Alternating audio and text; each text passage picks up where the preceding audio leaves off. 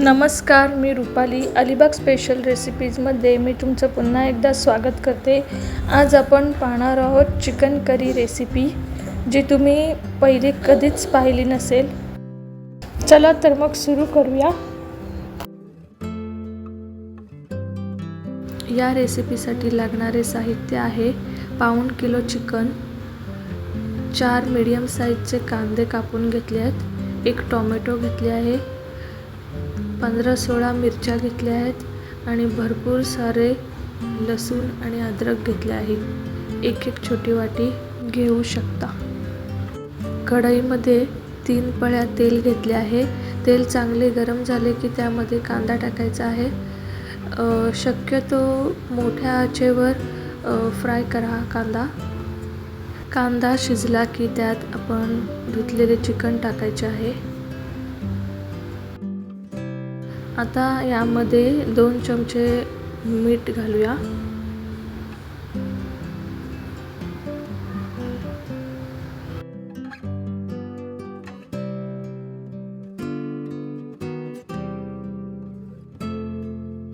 आता यावर 8 ते 10 मिनिटांसाठी झाकण ठेवूया. तोपर्यंत बाजूला दुसरी तयारी करून घेऊया. 2 चमचे लाल मिर्च पावडर आणि 2 चमचे धणे पावडर आणि 1 चमचा हळद घ्यायची आहे. गाईज, मी पाणी थोडे जास्त घेतले आहे, तुम्ही कमी घेतलेत तरी चालेल.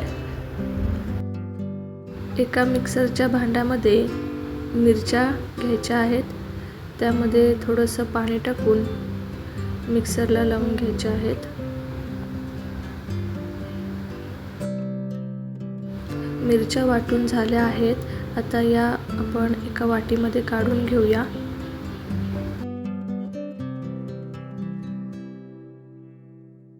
आता याच भांड्यामध्ये आपण अद्रक आणि लसूण वाटून घेऊया. अद्रक लसूण वाटताना सुद्धा थोडेसे पाणी टाकायचे आहे. अशा प्रकारे अद्रक लसूण पेस्ट तयार आहे.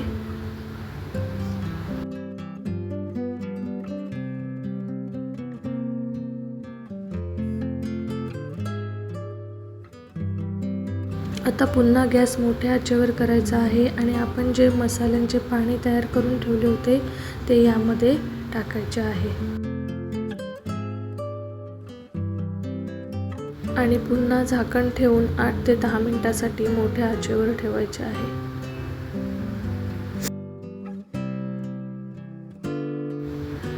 आठ ते 10 मिनिटांनंतर यामध्ये आपण जी मिरचीची पेस्ट तयार केली होती ती टाकायची आहे.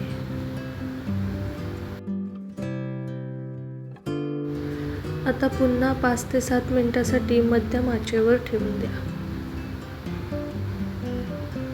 तोपर्यंत मी बाजूला टोमॅटो कापून घेतले आहे आणि कोथिंबीर कापून घेतली आहे. 5 ते 7 मिनिटे झाली आहेत. आता यामध्ये आले लसूणची पेस्ट टाकायची आहे.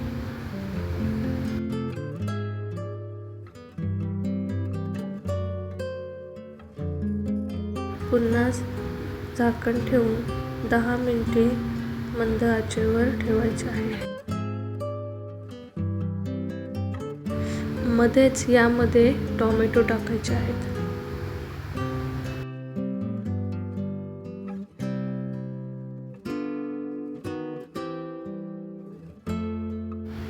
सात 8 मिनिटे झाल्यानंतर झाकण अर्धे ठेवून 2-3 मिनिटांसाठी शिजवायचे आहे, म्हणजे 10 मिनिटं पूर्ण होतील. आपली चिकन करी तयार आहे. आता यावर झाकण ठेवूया आणि गॅस बंद करूया. चिकन 5 ते 10 मिनिटं ग्रेव्हीमध्ये मुरू द्यावे आणि त्यानंतर खायला घ्यावे. माझी ही चिकन रेसिपी जर तुम्हाला आवडली असेल तर रेसिपीला नक्की लाईक, शेअर अँड सबस्क्राईब करा, कमेंट करा आणि खाली बेल आयकॉनवर प्रेस करा, म्हणजे माझ्या नवीन रेसिपीज तुमच्यापर्यंत पोहोचतील.